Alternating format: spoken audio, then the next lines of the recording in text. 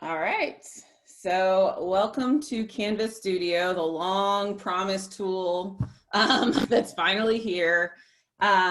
This tool is something that even if we weren't doing what we're doing right now with flipping our teaching to different modes, I don't find is a tool that I feel like this is something that would be useful anyway. So Canvas Studio is part of the Canvas package of stuff they have. They have a few products. Obviously, Canvas is one of them. Studio is another one.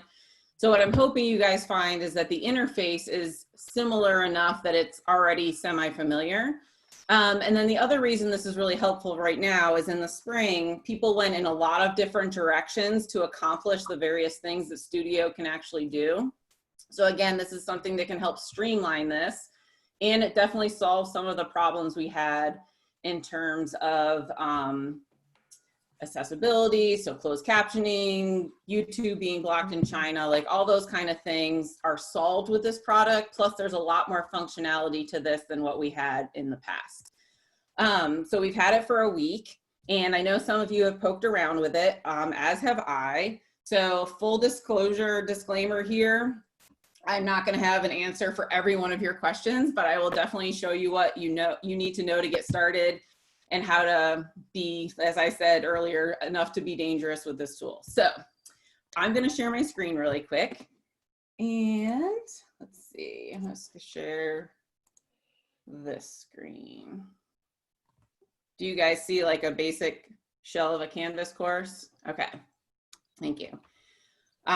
So this is not the Course Development Institute course. This is literally just a blank course that I'm going to play around with to show you guys. So a couple things you might have noticed now that Studio is here.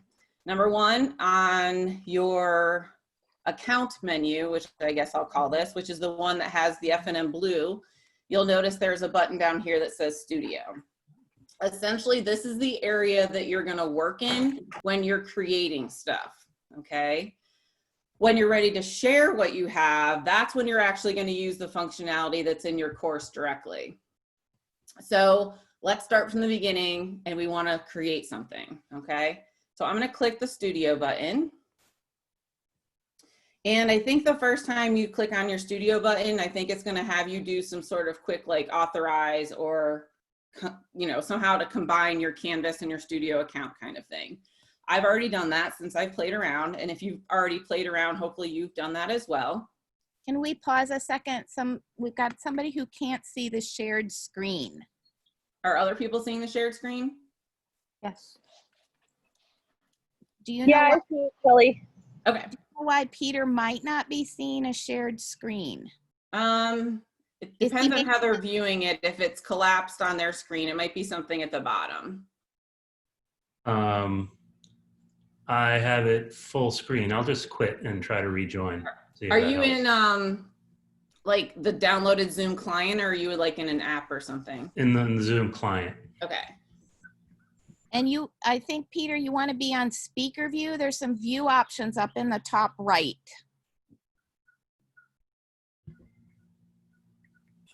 Yeah, that's the view I'm in. Okay. I'll just quit and try to join again. Okay. All right. Thanks, so Kelly. I'm in the Studio button down here.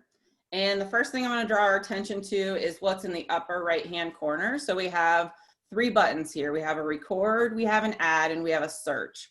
Search is going to just search your library. So if you end up with a ton of stuff in here and you just need an easy way to find your stuff, that's where the search can be handy. Adding is really handy for when you want to add your own content. So Canvas Studio does have the ability to record using the tools they're going to give you, but if you make your videos other places, you can still just add it to your Canvas Studio. So I'm actually going to do this as an example right now with a video that I have on YouTube that I've made. It's actually the one I made to show you guys how to create a homepage. So just so we can go through the process, I'm going to click Browse Files. And I'm going to bring in that video that I made a few weeks ago for you guys, and we're going to let it process so we can see how that goes. I'm going to click the add button again as it does its business here. So you can add anything. So think about when we do Zoom meetings. So say we do the meeting here and I'm recording, I can take that recording and upload it to Canvas Studio because as I'm going to show you as we get into this, it can auto close caption. You can get analytics to know your students have viewed your video. So some of that stuff that's really important that we can't get with just YouTube or we can't get with Google Drive videos can be done here. So that's just one example of you taking a video you've done somewhere else and uploading it to Canvas Studio. The other one you're seeing here is YouTube. So a couple, I guess, pros and cons of using the YouTube. You can find a YouTube video and just paste in the link and also say add. That's going to add your video into Canvas Studio. You're going to get the advantage of knowing students viewed it, being able to set a quiz on it, being able to have a discussion on it. What's not going to happen is it's not going to take the closed captioning from YouTube and bring it into Canvas Studio. Because it's also just coming from another platform, there's not the ability to do the auto closed captioning of a YouTube video. So you'd almost have to have a manual process to close caption. So the plus is you can take other people's stuff or your own stuff from YouTube and at least get it to, you know, have the functionality of quizzing and discussions, but the closed captioning is not part of it. That's also not a way to bypass blocking of YouTube in China. So keep that in mind too.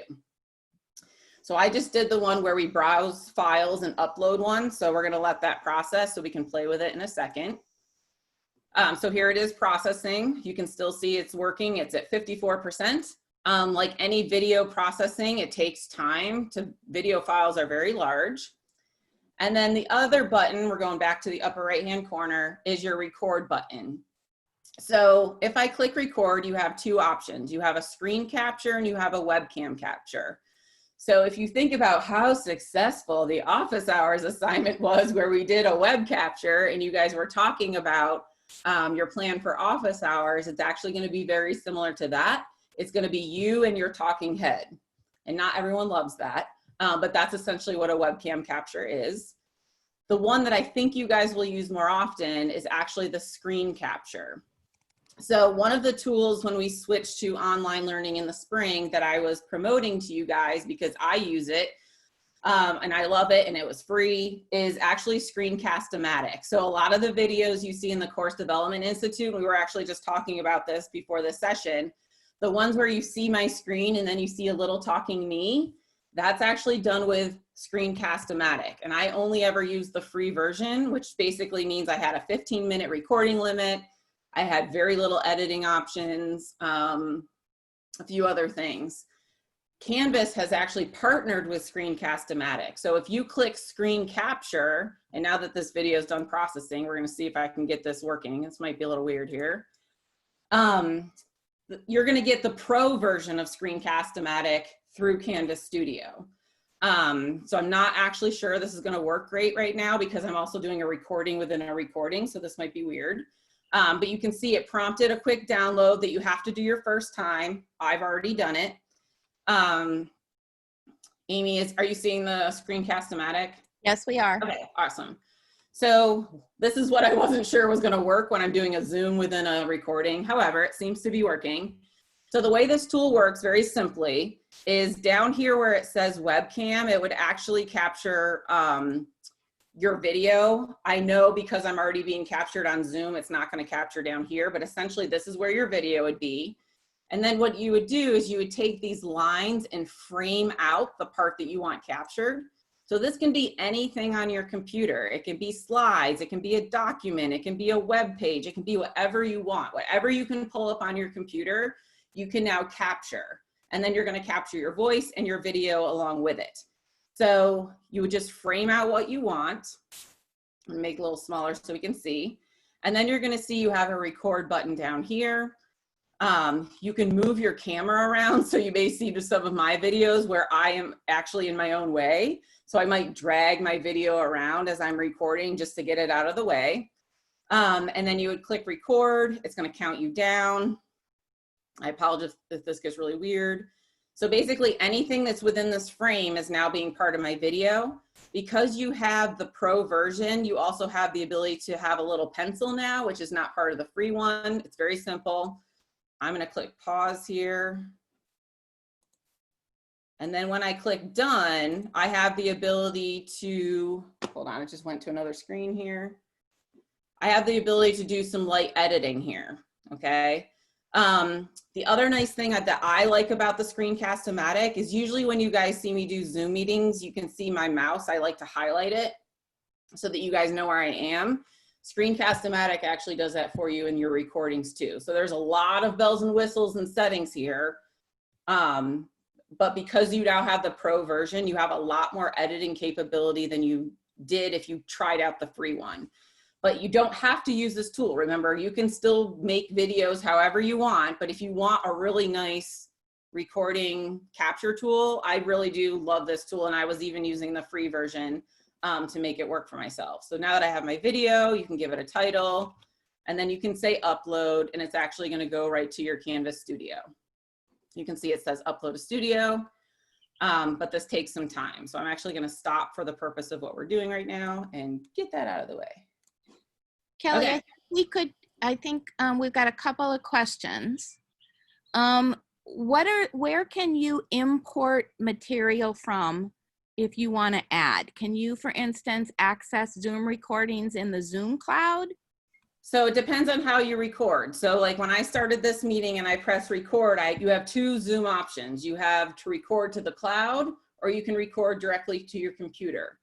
Either way, eventually the file needs to get to your computer. I chose record to the cloud. So once we're done with this meeting, I will get an email once it's ready, and it's usually 10 to 15 minutes after my recording has stopped at the most. But even there, I can just go get it and download it directly to my computer. So either way, the video has to be on your computer in order for you to click add and then upload it. Okay, another question. What about capturing a DVD playing on your laptop? And so you're going to end up with a lot of lag that way. I think it'll work, but I think it'll be choppy. I think your other, and Megan, if you want to chime in on this one, I think your other best bet is to actually talk to the library because they have a lot of streaming stuff already. And if they don't, they do have the ability to essentially rip DVDs for academic purposes and then give you a digital file of it. And so talking to a librarian particularly about copyright protection would be a route to go. Yes. Okay. Yes. I mean, recording it from your screen is going to be horrible quality. So there's definitely better ways to do that. If you're recording from a PowerPoint, do you get to keep all of the PowerPoint animation, PowerPoint functionality, things like animation and advancing from one screen to the next? And yes. So you're essentially recording whatever your screen is doing. So if your screen is doing that thing, that's actually part of now part of your recording. So yes, all that kind of stuff would come through. And relatedly to an earlier question about the DVDs, if you're using this to record, can you download the Screen-O-Matic file to do additional editing offline? Yes. So I think that'll make more sense when I jump into the one we just did. So Canvas Studio is essentially going to store this file, but the file still can be downloaded by you at any time. So even if you did the Screencast-O-Matic, it's just a way to record. I'm going to click on this one, which is the one I uploaded initially in our session here. So I'm going to click on the title, and you can see right away right here, there's a download button. So you always still have the ability to pull it back and do whatever you want, and then you can re-upload it. So I hope that kind of answers that question. What about the pencil tools that we talked about last week with the scientists? Will those, with the USB writing tablets, will the pencil tools work? Anything you can work on your computer would get captured. Okay. Yep. All right, so I'm gonna go back to my library real quick, because the other thing I want to point out, which I find handy, but I think you guys have seen my style with the Course Development Institute enough, is your other option over here is what's called a collection. So this is your way to kind of group things together in a folder essentially. So if you want to be really organized with your stuff, you can do that. So that's what a plus collection means. You can name it whatever you want. You can name it by course or topic or whatever you want. So you can see I did this here with our Course Development Institute videos. All right, so again, here's the video that I uploaded with us together. Screencast-O-Matic has a ton of editing options. I'm reading the next question. It works within Studio. Studio doesn't do any editing. Studio is going to be your hosting of your video and then interactivity with your video. Anything you want to do in terms of editing your video needs to be done before you add it to Screencast-O-Matic. Or sorry, before you add it to Canvas Studio. All right, so this is the video that processed while we were talking. You can see before I even click into it, I have 3 buttons here. So again, it's already looking like Canvas, right? With the 3 buttons in a row, the 3 dots. If I click on this, you're gonna see some main functionality of your video. Number 1, if you wanna create a quiz, which we'll jump into. If you wanna move it, which means I could move it, say, into another collection or another folder. And then another one that I personally like is replacing the thumbnail. So the thumbnail is gonna be the nice image that appears when people just see your video. So like this is a thumbnail, this is a thumbnail. See how I personally have created those nice course images? That's what that means. So if you wanna do that, you can create that, again, somewhere else. I use Canva. You guys have heard me talk about Canva in our Course Development Institute. I usually create it there. And then you can actually upload it here. So if you care what your video looks like before people click play, essentially, that's what a replace thumbnail can do for you. And then the share media, I'm not sure how much this will be used, but you can also, we're gonna focus more in this case of sharing it within your course directly. But if you did wanna share a video more like just with a link publicly, you can do that through that share button. So you can create a public link, you can embed it. What you're not gonna get is the ability to know who's viewed it and all that kind of stuff, because it's just gonna be a link out in the wild. And then you can also share it through people with email addresses. So it's gonna be people who are already part of our Canvas. So like basically F&M people. So if I wanted to share this video directly with Amy, I can just start typing her name and actually share it with her that way. And I can let her view or I can let her edit. So don't think of this as quite as good a collaboration as say Google stuff, but you do have the ability to kind of push things around and share amongst yourselves some of the stuff. Okay, so we've got a couple more questions. If we have faculty that are creating content that's going to get used across a couple of different Canvas courses, is there a way for them to be sharing up the videos that they're creating across their different courses? So when we get into the point where we get into a Canvas course and bring in a video, I think that'll make more sense. So you can bring in any of these videos into multiple Canvas courses. And so you could share them across different faculty. I think you would need to share them here to do that if that faculty member is going to pull it into their own course. Okay. Yep. And then if just for clarification, the Canvas Studio, which has more editing capabilities? Canvas Studio has 0 editing capability. Okay. So Screencast-O-Matic Yes. would be the place to do the editing? Yep. Or if you have another program you prefer, Okay. you can do that as well. Okay. All right. So that's kind of outside the video. Now I'm going to click into our video. All right. So I think the main thing to first talk about is what we really need to be diligent about going forward is making sure what we have is accessible to all of our students, and that in a video is going to be closed captioning. Anything you share via Google Drive is not closed caption. YouTube can close caption, but it also can be blocked in China. So there's problems with that. So part of the reason we love this tool is because it can close caption, and it does it very similarly to YouTube. So let's talk about that first. So I've clicked into my video, and the button farthest to the right says captions, okay? So you can see right now it has a statement that says our technology can listen for words in your video and create 85% accurate captions in this media.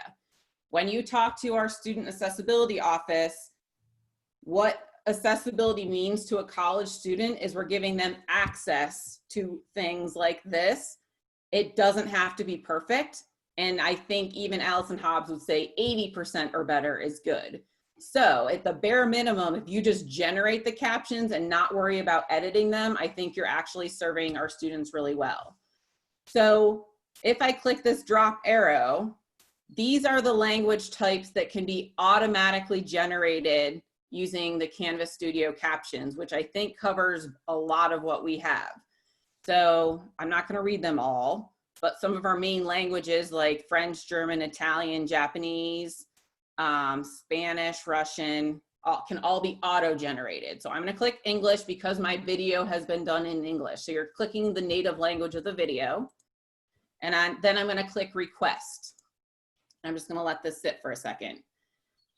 Even though those are the ones that can be auto done, if you see over here, and I'm going to click show more, there are a bunch of other languages that Canvas Studio can accept closed captioning for, but they need to be generated automatically almost. So usually captions are in like a text file or some other type of file that you can generate other places and then at least add it to the video. So if your language of choice was not in the automatic list, do know there's other options here. So what you're seeing under manage captions is it's queued, okay? So that means it's basically a computer's reading my video and trying to pick up my voice in order to give me a closed caption, automatic closed caption. What's gonna happen with this is it's actually gonna email me when it's ready, and it's gonna say, hey, your captions for this video are ready, go review and publish them. So we're gonna let this churn for a bit and see if we can actually get that to happen while we're together. So I'll come back to this one. So Kelly, so if you are talking in English, can you have the video closed captions appear in a different language? I don't think it's a translator. I think it's a captioner. Okay, thank you. And I know a lot of you will probably do a mixed language video, like it will be some in, Spanish, some in English, which is fine. I think whatever the majority language spoken, you can let that auto generate, and then you might want to come and clean up anything that might have gone awry because it was trying to read one language even though you had multiple languages there. And when this queues up, I'll show you how you can edit / publish. We're going to let this queue because I have a feeling it'll be done while we're talking here. And if not, I'll show you a different video. All right, so you have 4 other essentially tabs here. So your first one is details, which is essentially lets you rename your video. So sometimes we make videos and don't name them well. So this is the ability to kind of rename it to something that makes a lot more sense. You can give a description if you want. You can add tags if you want, but you don't have to do any of that. Comments. So this will make more sense, I think, when we actually put one of these in a Canvas course.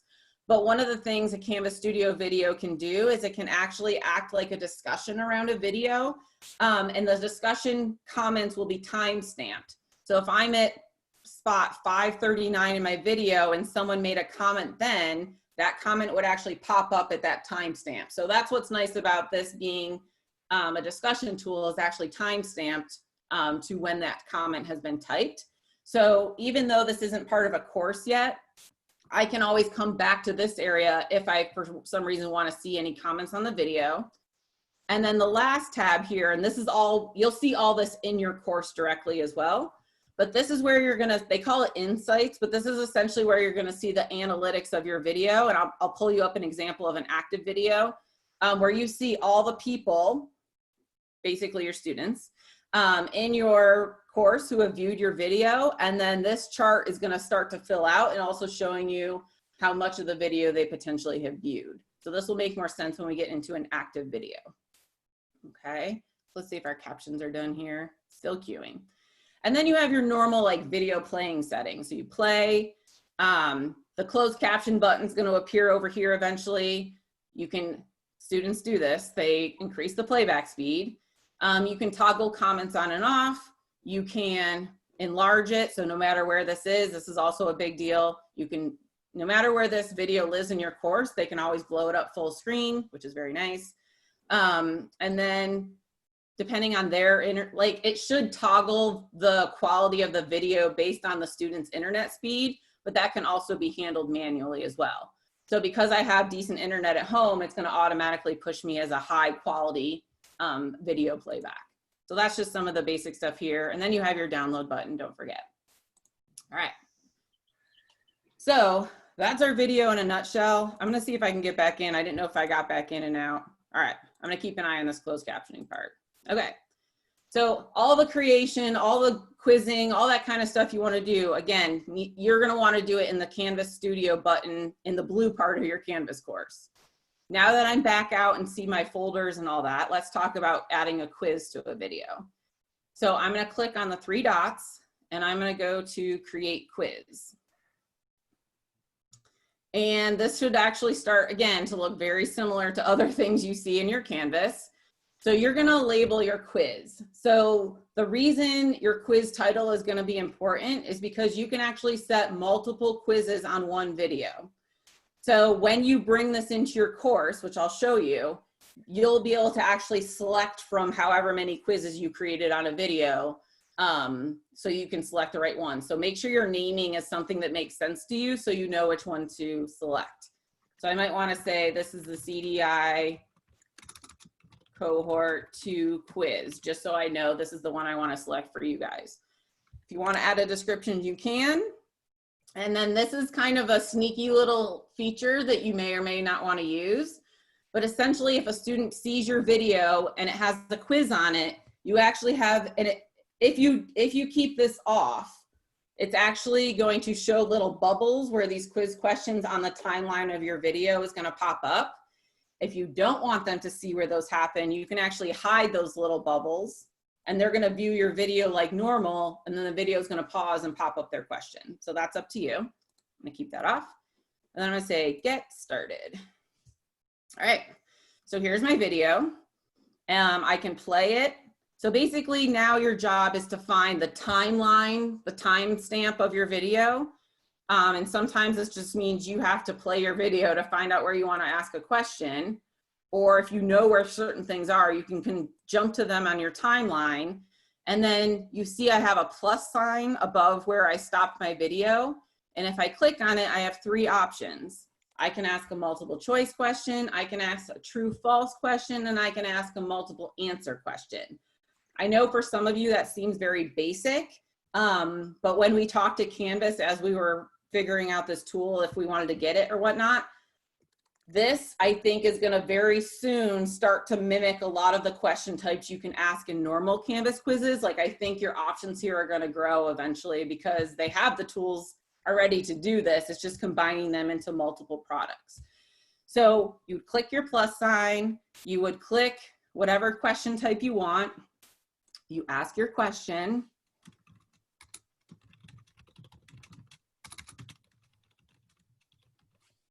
and then you tell it if it's true or false.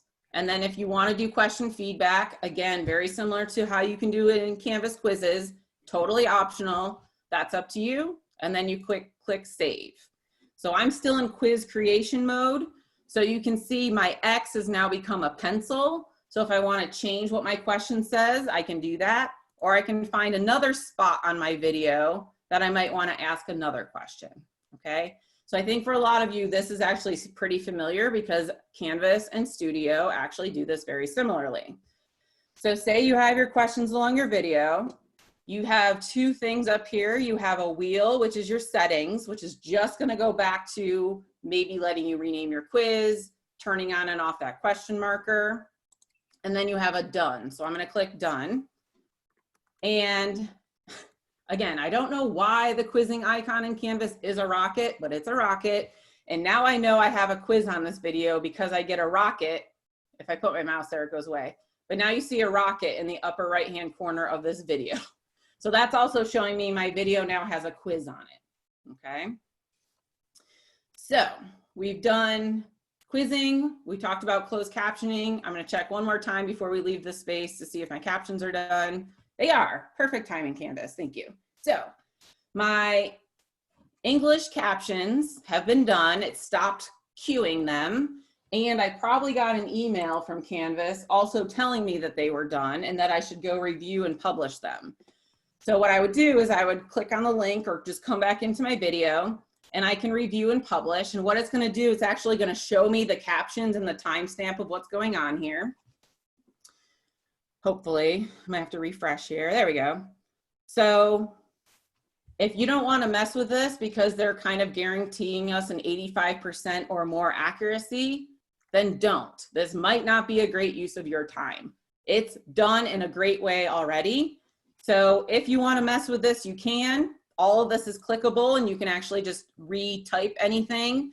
There are definitely certain words I say that it doesn't always, like YouTube does the same thing. Whenever I say F and M, it never thinks it's F and M. So like certain things like that never get captured correctly. But if you want to come in here and edit, you can. If not, just say publish, just so those captions now become active on your video. So I click publish. If I ever want to go back and edit them, I can. Okay. So that's how captioning works in Canvas Studio. So I'm going to go back to my library. Yep. Before you move on, can we talk a little bit more about the options for quizzing? Can you limit the number of times a student can see the video? Like if you wanted to do this for an exam, for instance. So those settings are going to be more in however you deploy this. And I think that'll make sense when I show you guys how to put it into your Canvas course. But say you do this as a Canvas quiz or a Canvas assignment, then the settings you create around those types of things are actually going to be your limitation points. Okay. And can you download the captions and do any editing elsewhere? Do you know? I think it did say when I went to captions, if I click on the 3 dots here, I think it did say download. Okay. So it's coming as a zip file. So I'm assuming you could do that. And then it looks like you can replace, which means you can upload a caption file essentially. Okay. But you can always go back to edit too. And then maybe you just want them done right now and then you'll worry about editing them later. That's also doable. And so now if I come back into my main folder and click my video title, you can see I now have a closed caption button here, which I did not have before because I had to publish them. I had to get them generated and I had to publish them, but now I have closed captions. So now when my video plays, my captions will also play. All right, we'll get into quizzing once we put it in a course. All right. So I'm going to leave out of the main studio button. And now I actually want to jump into a course. So I can show you guys how to add it to your course.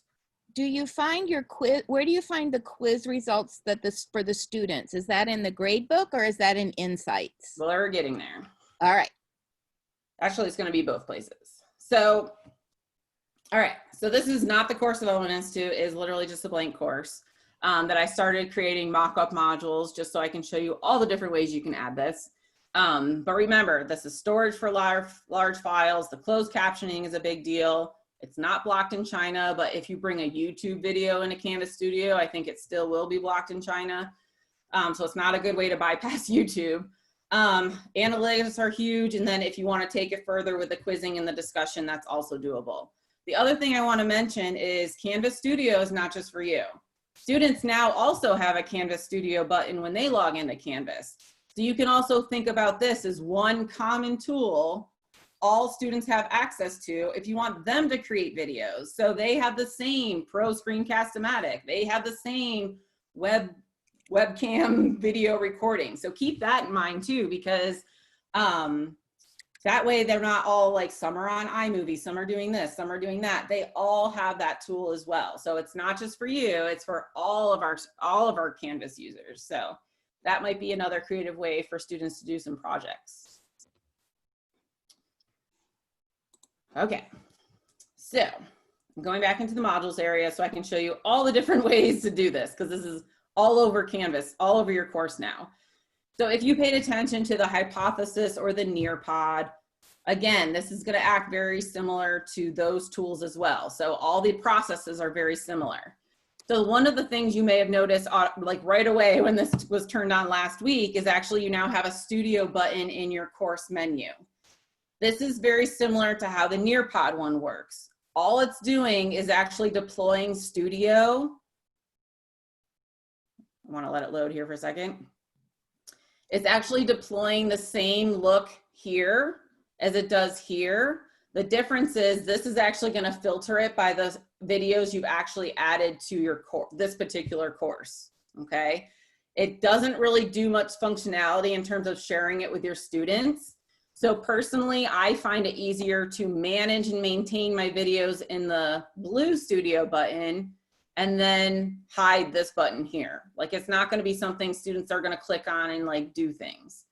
And you're only going to see the ones you've actually added to this course. So what I think would make more sense is working within your modules or your assignments or wherever you want these videos and not pay attention so much to the Studio button that's actually in your course so you can hide it. All right.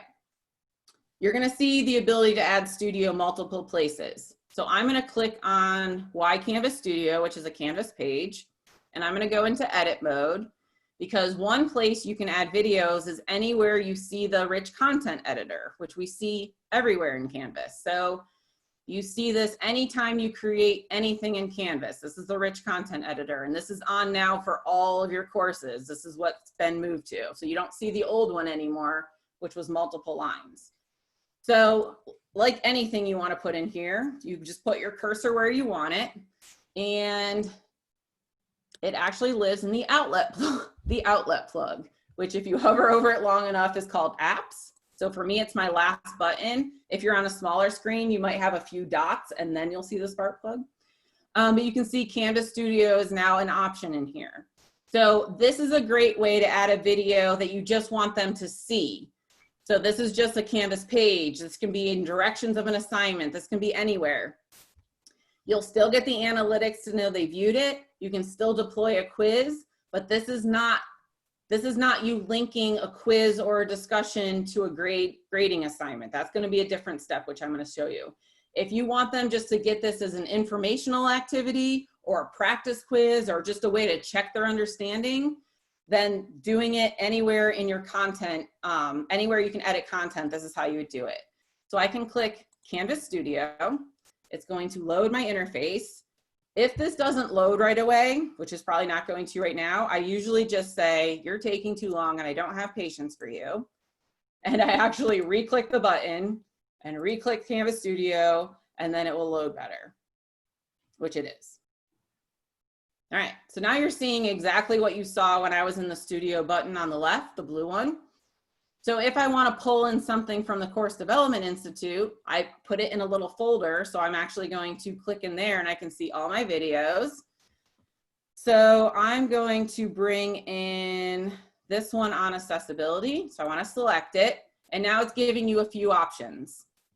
Number one, do you want comments on your video? So this is how you can make it into more of a discussion type video. If you don't want comments, then you can turn it off. You also have the ability, if you want, for students to download the video. So for some people, that might be important because you want them to use this video to do something. But by default, that is off, which I think a lot of people actually like, because that was the other issue people had with how some faculty didn't like in the spring, that no matter how they added a video to Canvas, students could download it. Well, now you can actually take that ability away. So let's say I want to put this video in here. All I want them to do is watch it, and all I want is to know they watched it.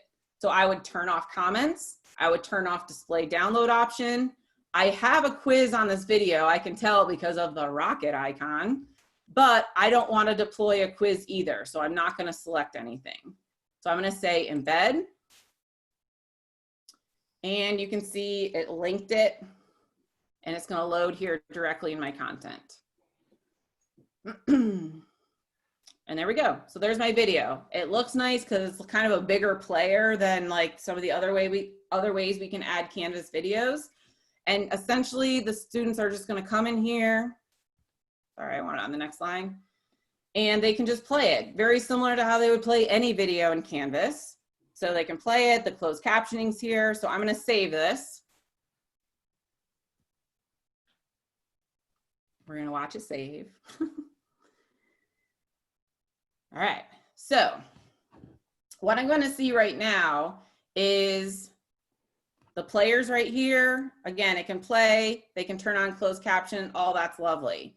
What's going to happen though is as students view it, and I'm going to pull you up an example in a second, you're actually going to either, wherever you are as an instructor, whether it's your studio button, actually you're probably mostly going to go to the studio button, you're going to see your analytics if they viewed it, or it's going to start populating under your video. So let me go into the same similar video. So I just toggled into our Course Development Institute course. I've changed the video I had here from a YouTube video to bringing it through Canvas Studio. This is my view as the instructor in this course. If I come down, I did allow comments on here. So you can see animate a comment 5 days ago, I was able to reply. You can also see this is acting like a discussion. Anytime you see a bubble here, this is where their comments are actually living. Also, as the instructor, if I click on the Insights button, I know that all of these people have viewed this video in the last week. That's all I had to do was just add it to my course to know that they viewed it. I can also, if you want, these are timestamps of your video. So I know that at the very beginning of this video, 18 people viewed it. And you can see it drops off a little bit and then it increases. So it gives you some data that way, but what I really care about is who viewed it, right? I want to know that all my hard work of creating and deploying a video is actually being seen. And if I want to mess with captions, I can here. So my view here is a little more robust than your view because I'm the instructor deploying this video and you're the student viewing the video. So know that there's a little bit of a difference here. But this is also a good example of a video that I did allow comments on, and then those comments become a timestamp part of my video. And if I want to, I can also subscribe to comments. So if someone makes a comment, I know, so I can go look at it or reply or just know that they're participating. So that's how that one works. So I guess there's not like a great way to know if they didn't view it. I think it would just be kind of comparing your roster here, essentially. Okay, so let's see. So this is doing this kind. Let's now do one that's a quiz, and we want it to be part of the grades. So I'm gonna go back to modules. So very similar to Hypothesis and Nearpod, you wanna look for the external tool within an assignment. So I'm going to click plus and I'm going to go to an assignment. I'm going to make a new assignment. I'm going to click on it so I can give it some options.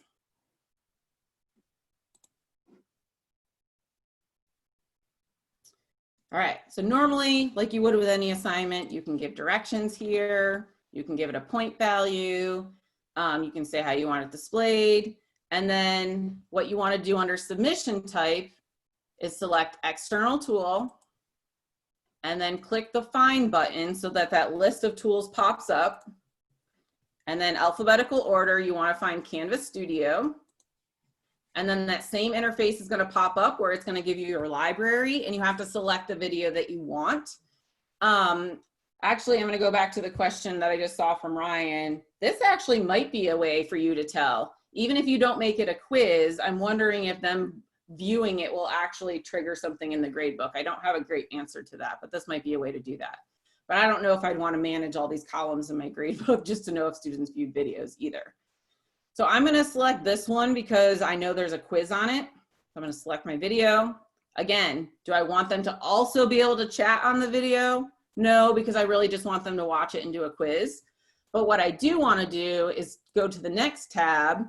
Remember, this is where it's important that you name your quiz correctly so that when you have to go select it, you know what you wanted it to be. So since I called this my CID Cohort 2 quiz, I'm going to select my quiz. And now I'm going to embed this video. Because this is the external tool, it basically creates a nice unique link for that video. and I'm gonna click select. You can load it in a new tab. I know this was really important to do with Nearpod and Hypothesis. It's not quite as important here because you can always make your video full screen. So you can do that or not. That one's totally up to you. You still can do your due date, all that kind of stuff, and then you're gonna save it. So what this is gonna do when they click into the assignment, it's almost going to force this as their activity that they need to do. And then, I'm gonna let this load so you can see. So you can see it looks a little different. When they get to the video, they just can't click play. It's indicating to them that there's actually a quiz on this video and they need to say get started. Once this starts, I'll make it full screen here. There we go. So you can see there, remember this is the one we did together, so I only have one little measly question on it. But you can see here's where the question is. They can jump to it and answer it. However, they need to watch to the very end of the video in order to submit. So I'm going to come down here towards the end. I'm going to mute myself. So I'm at the very end of my video. I'm going to let it play out for a second, although I'm not a student, so we'll see what happens. Yes. So they have to, I did not answer the question, but they almost have to get to the end of the video to actually submit it. So I think as students get used to this tool, you almost have to add that to your directions to say, you need to watch the whole video because you get analytics to know whether or not they did. And you have to watch it to the end because there is a submit button at the end you need to do in order for your quiz to be submitted. Okay, so that's where this would act a little bit differently. So in terms of doing this as an assignment, because it's an assignment, you will get a column in your grade book. And then you will, because the question types are like true, false, multiple choice, multiple answer, that have a correct or incorrect answer, depending, so it will kind of flush that into your grade book a little bit.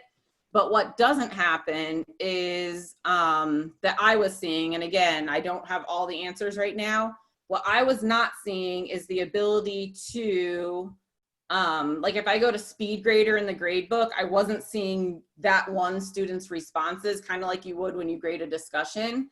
But that's where going to quiz results. So you can do item analysis or you can do student results once they do it, where I can actually get more details in terms of what they do. So a lot of times, especially, I think a lot of what we were missing is, number one, spending an enormous amount of time making videos, but not knowing if they were actually helpful or useful because we didn't know that they were able to view them or not, or were viewing them. So you're gonna get that solved here. I would use the quizzing part as like a low stakes, easy way to check for understanding, because Canvas will be able to kind of give them the correct or incorrect answer as they go.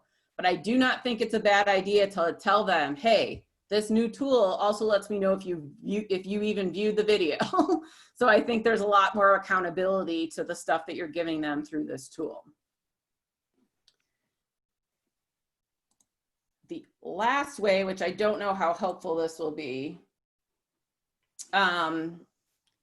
if you did like the Canvas Studio or the Nearpod or Hypothesis, the other way you saw things could be added is through the external tool within the modules. So again, if you want it to be part of a grade book, you need to deploy it as an external tool in Canvas assignments. But the other way you get a Canvas external tool is through the modules, the drop-down list here.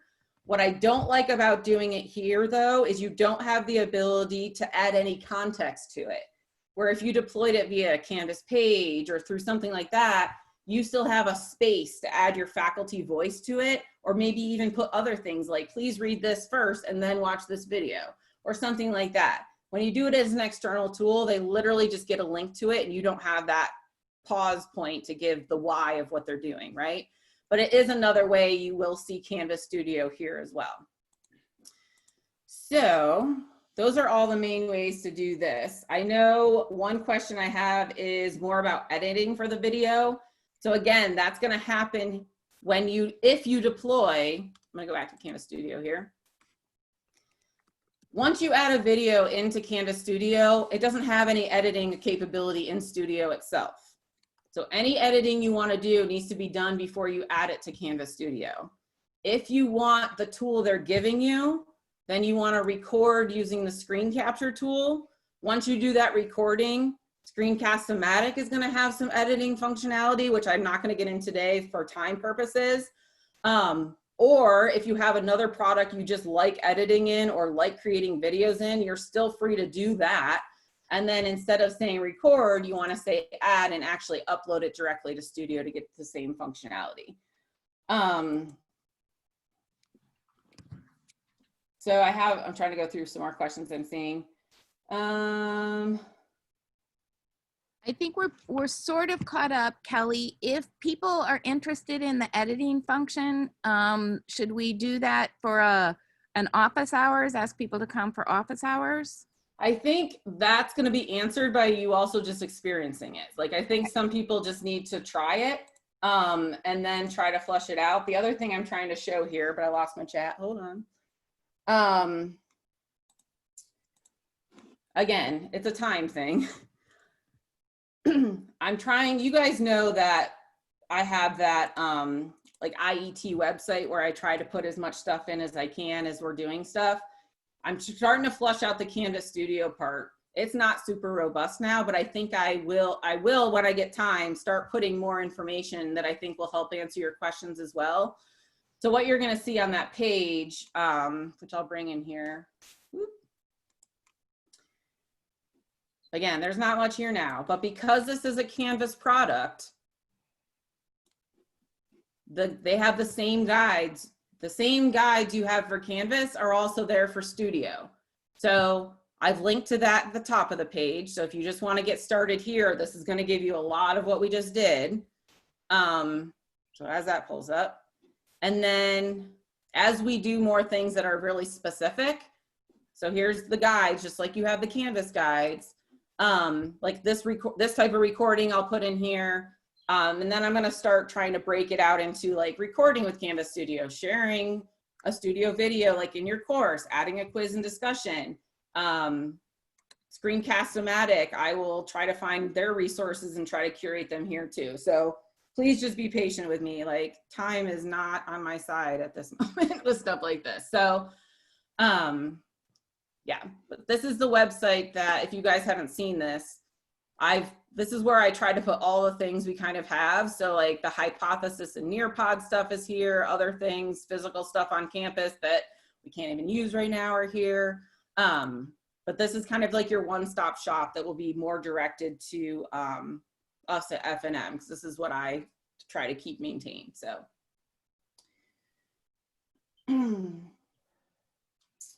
We had a question about if you're using Studio to organize real-time content, the students are going to bounce between Studio and Zoom. If you want to do that kind of thing, I don't think that's a horrible idea. I think those would just be nice pause points within a Zoom session. You would just say like, okay, everyone pause, mute. I think muting is going to be important because you need them to have their sound off if they go to play the video. And you can say, go here in our Canvas course, you've got 10 minutes to do this activity, and then we'll meet back in Zoom. They don't have to leave Zoom to do it, but you're just kind of taking a pause of your session, having them go do an activity, and then bring them back when they're done. That's not a bad idea. You would just need all that kind of stuff ready to go before you do your session, I guess. So yeah, you could share your screen. With Zoom, you actually can share, when you click share your screen, you actually have the option of sharing your audio too, which is nice when you want to play a video. So if you want to watch a video together via Zoom, you can do that. But then the analytics and all the stuff that Studio can do isn't helpful because it's really just you playing the video.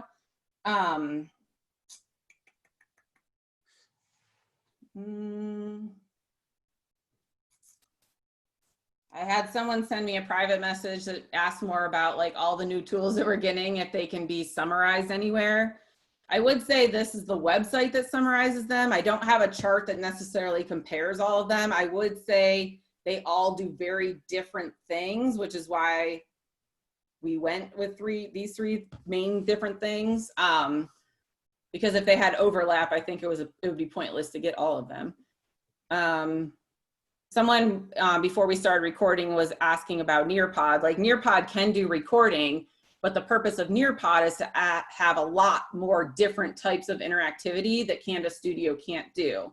Nearpod also can't close caption. So like there's definitely pros and cons to both as well. So if all you really want them to do is watch a video, whether it's you doing the recording or whatever, then Studio is definitely your main tool for that. I will say, I love this idea. I'm not even gonna say who did it. Since you're all students for us right now, I will give extra credit and maybe a candy bar for someone who wants to make a comparison chart. How about that? Thank you for that idea. You cannot okay, so our main tools that we're talking is that are new right now: Hypothesis, Nearpod, Canvas Studio. None of them can talk to each other. They have nothing to do with each other. So there is not going to be any way to do like one within the other within the other. However, Nearpod has its own quiz question, and like you can do quiz questions in Nearpod. So like if the quizzing is what you like, Nearpod can do that as well. It's just not going to be a long video like it is in Studio. It's going to be you showing something and then asking a question, or multiple set of questions, I guess. All right, so I'm going to stop the recording.